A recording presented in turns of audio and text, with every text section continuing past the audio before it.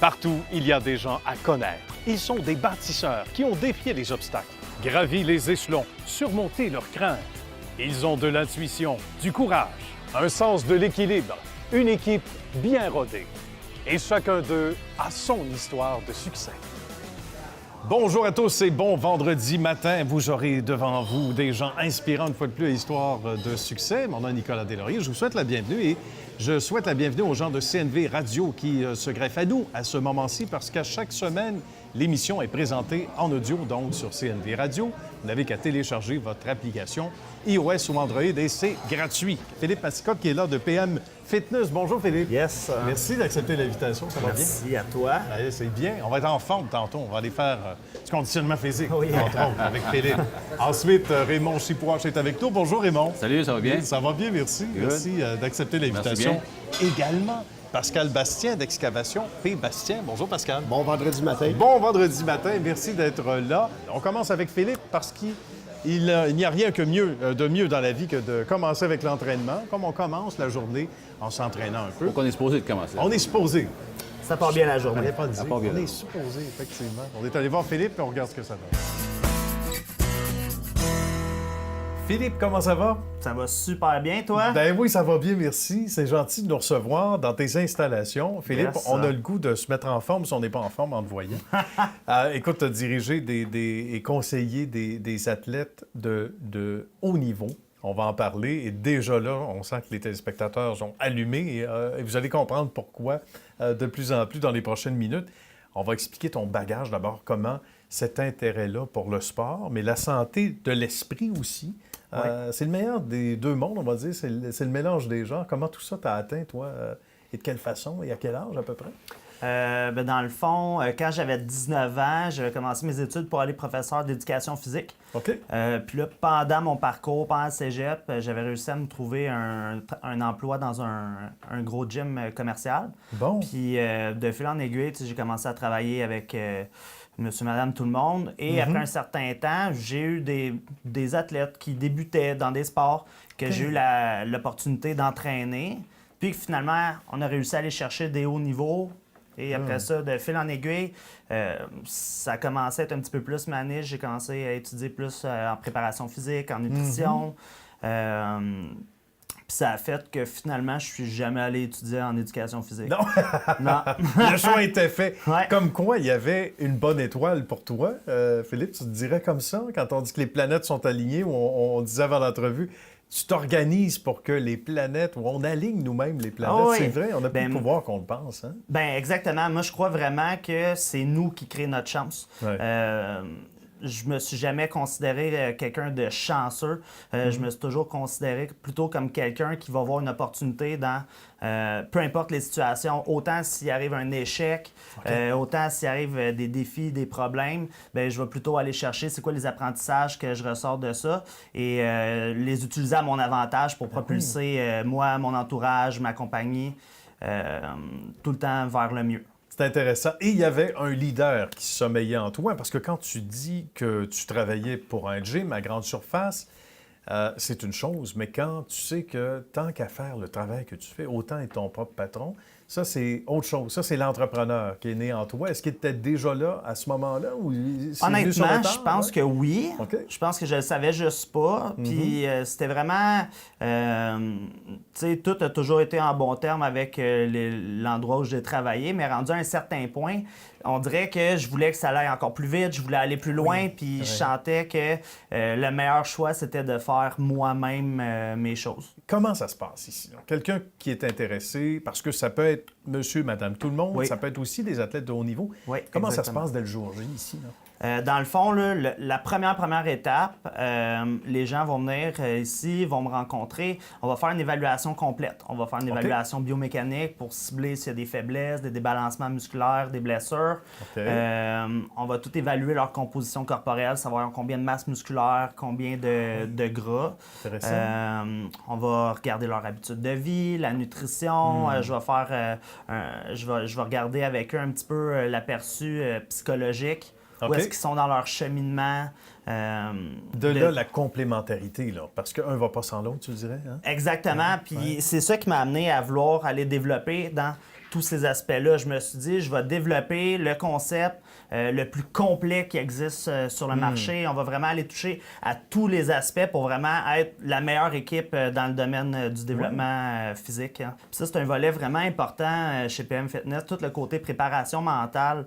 Parce qu'il y a eu un bout, je faisais beaucoup mes études pour faire de la préparation physique. Okay. Un autre bout, c'était plus aligné vers la nutrition. Là, je me disais, bon, on a tout pour réussir. On fait la nutrition, on fait l'entraînement. Puis une année, je me rendais compte que, Colin, il y avait aussi des affaires qui ne marchaient pas avec les clients.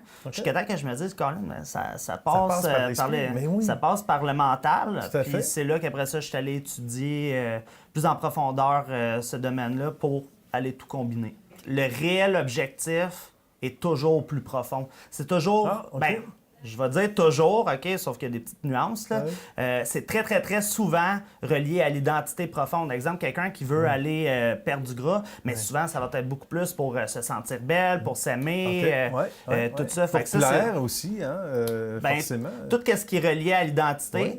Donc, c'est d'aller décortiquer au-delà de l'objectif qui amène les personnes à aller chercher le vrai objectif. C'est intéressant. Donc, il y a quelque chose au niveau intellectuel. Hein, c'est toutes les motivations profondes, les valeurs, l'identité, puis même le sens que tu accordes, la mission que tu te donnes du pourquoi tu viens faire ça. Alors, tout est interrelié. Philippe, tu as eu de belles distinctions et c'est pas fini, loin de là. Il y en a d'autres à venir, mais entreprise de l'année, on va expliquer ce que c'est. C'est le Gala Stellar, je pense? Oui, exactement. Le Gala Stellar, c'est un gala avec la Chambre de commerce Thérèse de Blainville, où moi je suis membre. J'ai eu l'honneur de gagner ce prix-là en juin dernier. Bravo! Oui, j'étais vraiment fier de tout ça parce que c'est un travail de toute mon équipe. C'est vraiment pas juste moi, il y a toute mon équipe qui est là pour supporter, travailler avec les clients, trouver des nouvelles idées, mettre ça en action.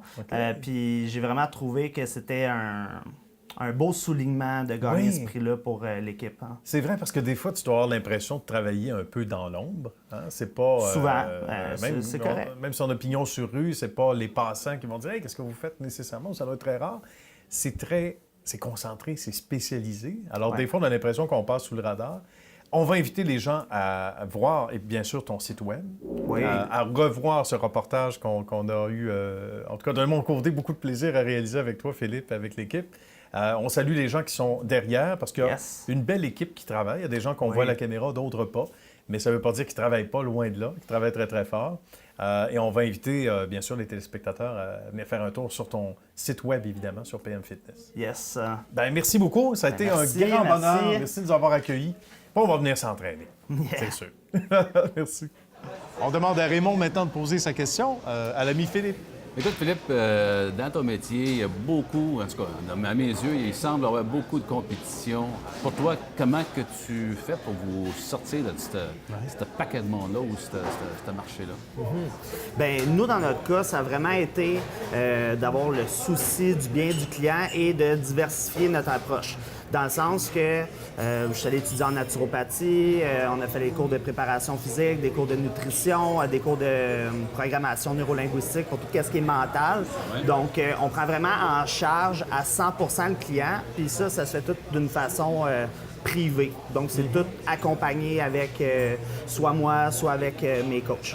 Et ça inspire Pascal, maintenant à son tour, qu'a sa question pour notre ami Philippe. Est-ce que tu as déjà formé des athlètes connus? Oui, vraiment. On veut des noms! Merci pour la question.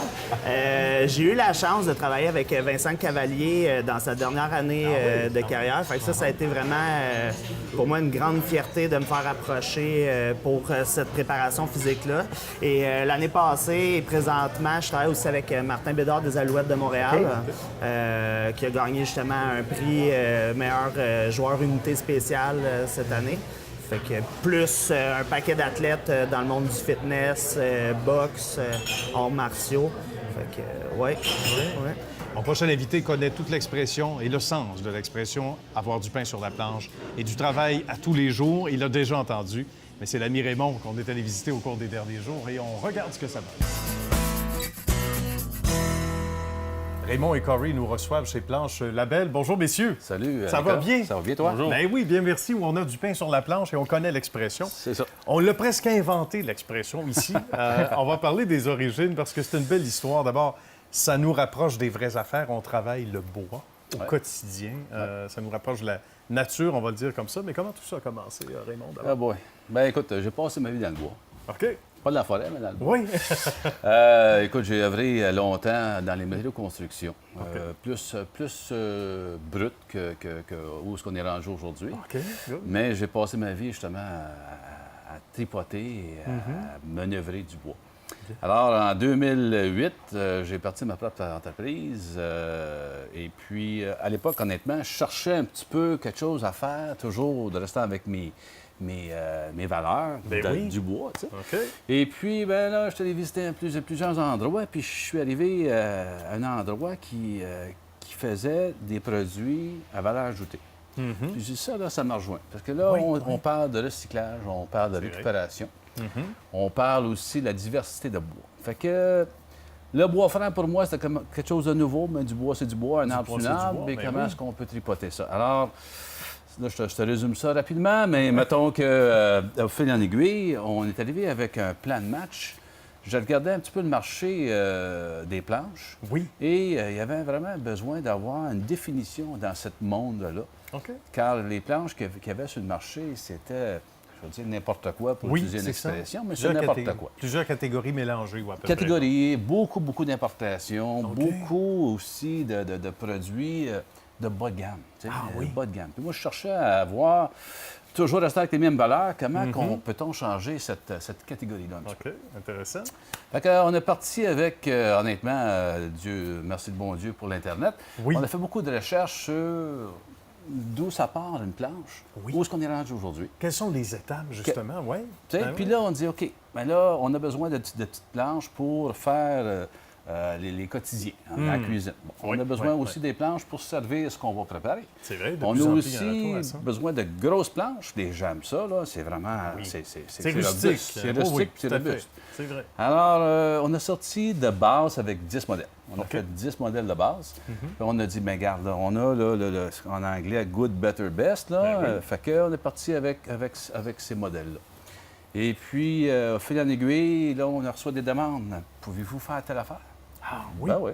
On peut faire telle affaire? Ah oui. Pouvez-vous Fait me qu'à gosser pas- un lutin en bois? Ben Quasiment. oui. On peut faire ça. Quasiment ça. Puis là, mais l'autre défi qu'on avait, c'est de regarder un petit peu le panoplie de produits, le panoplie aussi de noms de ces produits-là. Ah oui? Puis c'est quoi l'attachement? Comment que ça... Puis il n'y en Comment avait pas ça beaucoup non plus. Ouais. Alors, le défi que j'avais, c'était de mettre en œuvre quelque chose qui, encore, rejoint des valeurs que j'avais à l'époque, qu'on a maintenant, nous, Oui. comme entreprise. Et puis, j'ai défini le nom Labelle. Labelle, c'est le nom de mon mentor qui m'a introduit au monde d'affaires, qui se nomme Gilles Labelle, qui est plus avec nous aujourd'hui. Mais j'ai fait ça à son hommage à lui. Et évidemment, ça se passe aussi de père en fils. Et Corey travaille très fort aussi au sein Ouais, de beaucoup, l'entreprise. beaucoup. On parlait d'Internet tantôt.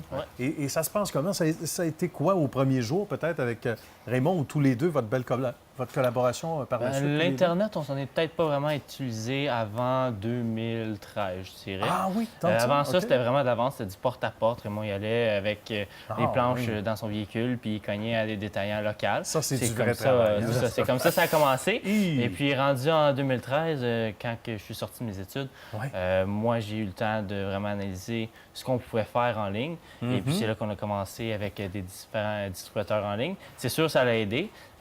Tout ce qui est branding aujourd'hui se passe en ligne. Donc, ça a été vraiment une bonne poussée pour la compagnie.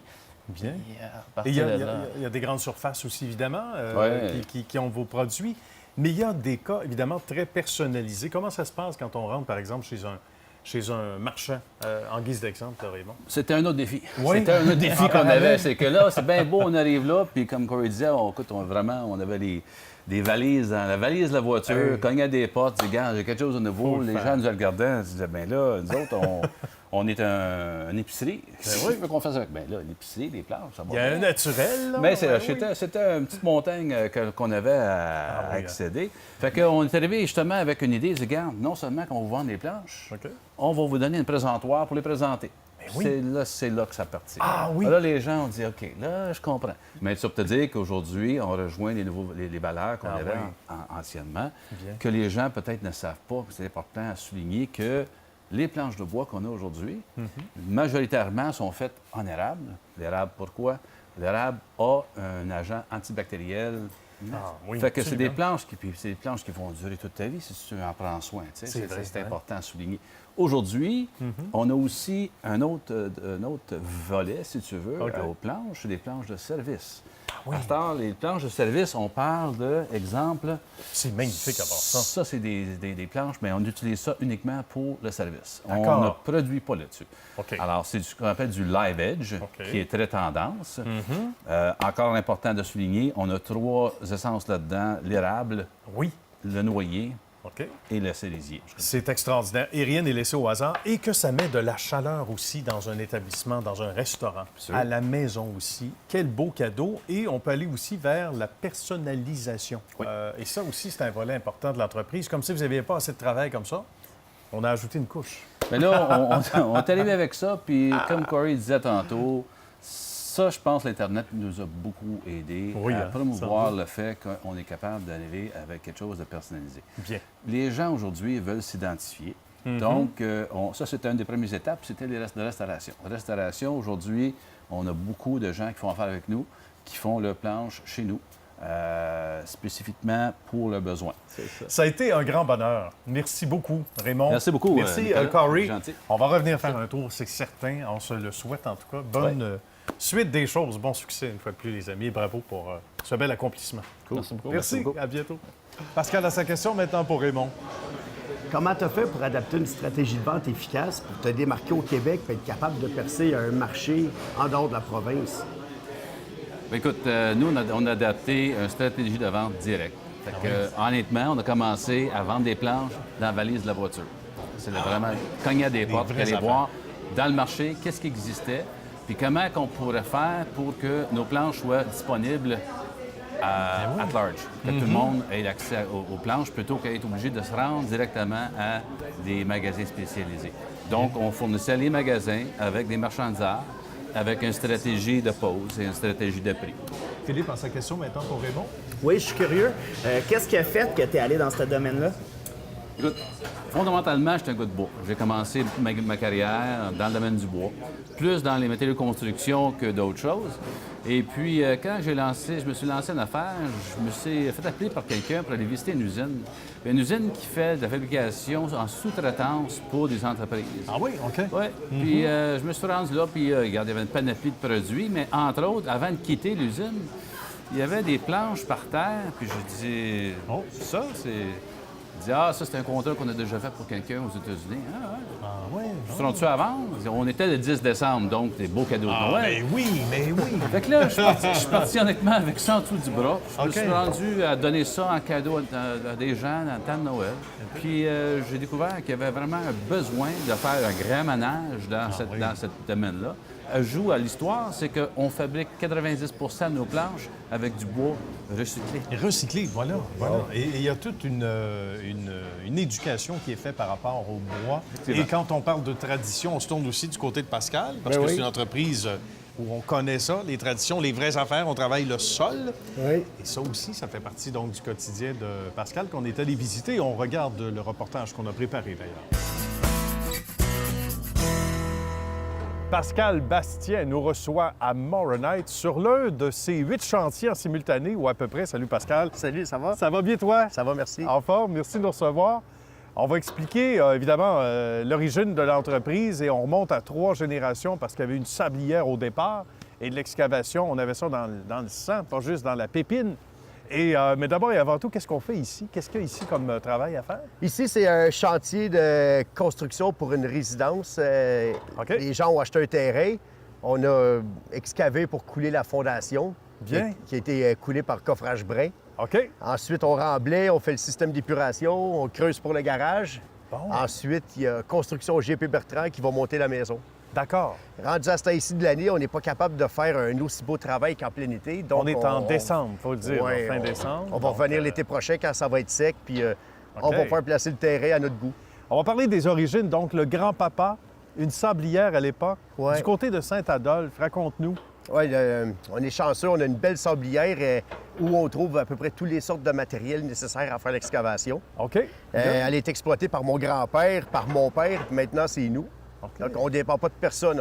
On a toutes les pelles, on a les camions, on a la sablière. Bien. Quand on fait un travail, on ne dépend pas de personne parce qu'on a toutes Tous les chaînes au outils, complet. hein? Ouais, sauf Ben oui. qu'on a tous les problèmes aussi qui viennent avec. Oui, c'est ça. Réaction en chaîne. C'est ça. Tous les corps de métier ou à peu près. Quand il y a un camion qui brise, on n'appelle pas quelqu'un d'autre, on répare notre camion pour on continue. Oui, j'imagine, exactement.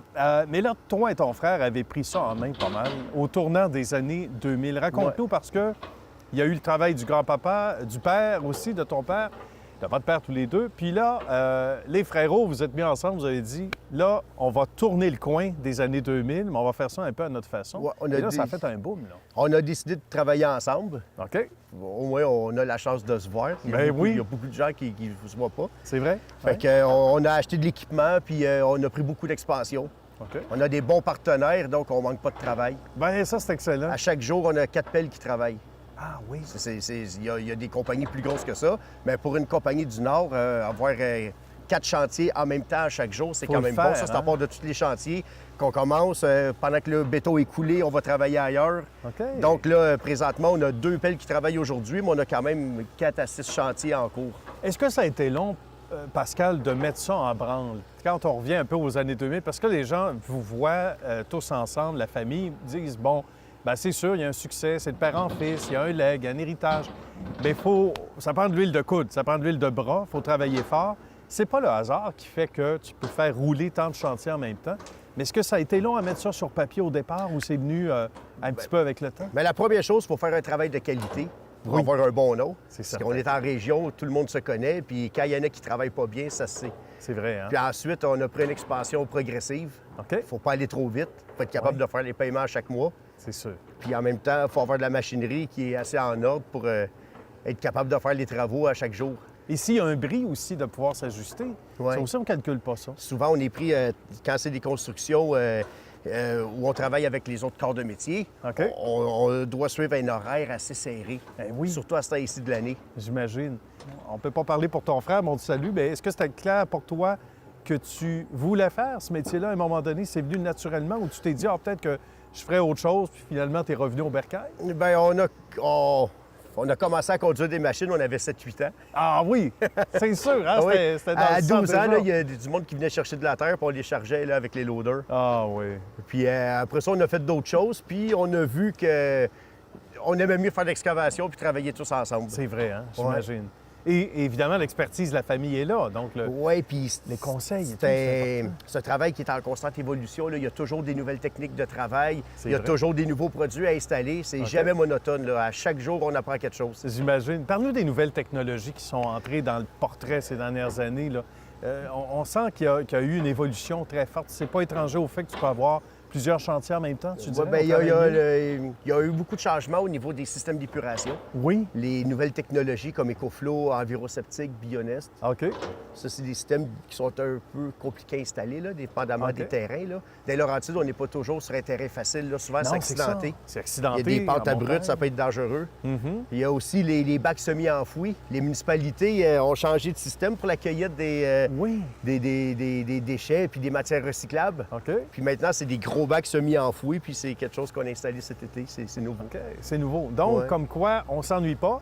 Non. Il n'y a pas trop de routine, finalement. Il peut y avoir des chantiers qui se ressemblent, mais chaque cas est particulier. C'est du Ouais, cas chaque par cas est cas, hein? particulier, comme ici, là, on est à côté d'un terrain de golf, puis il y a beaucoup d'eau dans le oui. sol. Ils ont coupé les arbres. Les oui. arbres font de la rétention d'eau C'est avec vrai, le système c'est racinaire. vrai, c'est vrai. Quand ça a tout été défriché, là, il y a beaucoup d'eau dans le sol.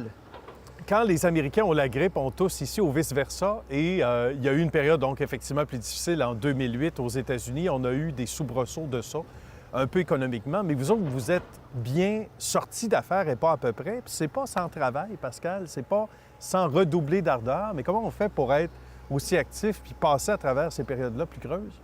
Premièrement, on est chanceux parce qu'on travaille principalement dans un lieu où il y a beaucoup de villégiature. OK. Il y a 82 lacs à Saint-Adolphe. Il y a les baby boomers C'est vrai. qui nous aident en achetant des chalets et en les rénovant. Ils nous font faire beaucoup de travaux. Bien. On a les un salue. réseau de temps. Oui, merci les baby boomers. Oui.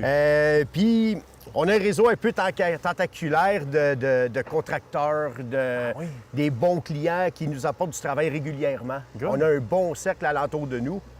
Puis, en faisant un travail de qualité, les gens nous rappellent régulièrement. Ben c'est ça aussi, hein? L'important, c'est de faire un travail de qualité à un prix raisonnable. Puis, c'est pas long que ça se sait, puis tu viens que tu manques pas de travail. Exactement. Puis là, le reste, ben, c'est du référencement. On le fait surtout dans la belle région des Laurentides ici. Mais est-ce qu'il y a des fois où on vous appelle à l'extérieur? Des fois, ça doit être tentant. On travaille principalement entre Sainte-Agathe puis Saint-Jérôme. OK, très bien. Des fois, on va à Montréal, mais le moins souvent possible. Ben oui, 2 fois. Bien Les du gars trafic. aiment pas ça être dans le trafic le Ouais, matin. ça, c'est souvent ça. C'est malheureux, mais c'est ça. Ouais. Merci, Pascal. C'est un Salut. plaisir. Et puis, bravo. Salutations à ton frère, à la famille également. Puis là, on se reparle. Et on va peut-être se revoir très bientôt sur un autre chantier. Ben oui. Souhaitons-le. Merci. Certain. Philippe a sa question maintenant pour Pascal. Yes, Pascal, vous, c'est quoi vos spécialités? Notre spécialité, c'est les travaux qui sont compliqués à faire. OK? On a des excavatrices de différentes dimensions. On a des employés qui sont bien qualifiés, qui sont compétents. Quand il y a des travaux à faire qui sont durs à faire, que les autres aiment mieux pas toucher, nous, on est les meilleurs pour les faire parce qu'on est habitué d'être dans des conditions difficiles. Souvent, il y a des grosses pluies qui démolissent les terrains. Il faut que la job soit solide. Voilà, pour s'assurer du lendemain également. Raymond est inspiré aussi pour sa question à son tour. Il y a un vieux dicton, c'est que la troisième génération connaît peut-être un peu plus de difficultés au niveau de la croissance d'une entreprise. Dans ton cas, est-ce que tu ressens un défi ou un challenge de plus que, mettons, ton père ou ton grand-père?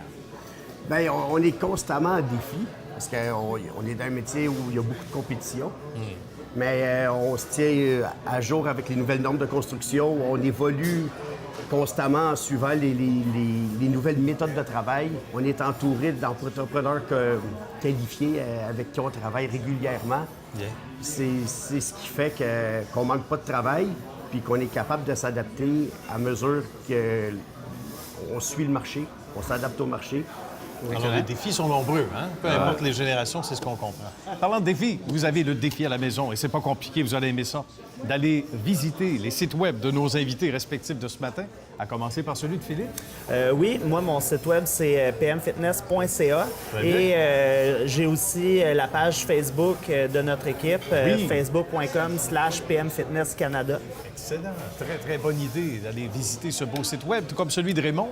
Même chose, moi, c'est, écoute, j'en ai plusieurs, mais on va faire le plus simple, c'est www.planchelabel.com. Très bien. .ca. On a aussi Facebook, puis évidemment, avec les différents modèles qu'on aime montrer, on a aussi un compte Instagram, c'est pour les gens qui veulent aller voir Instagram. Et ça fait des belles photos à part ça. Ouais, ouais, C'est ouais. évident et inspirant. Ben, merci beaucoup, Raymond, également. Et Pascal, le site web? Le site web, c'est www.excavationbastien.com. Très Puis on bien. a aussi la page Facebook, Excavation Bastien et Fils.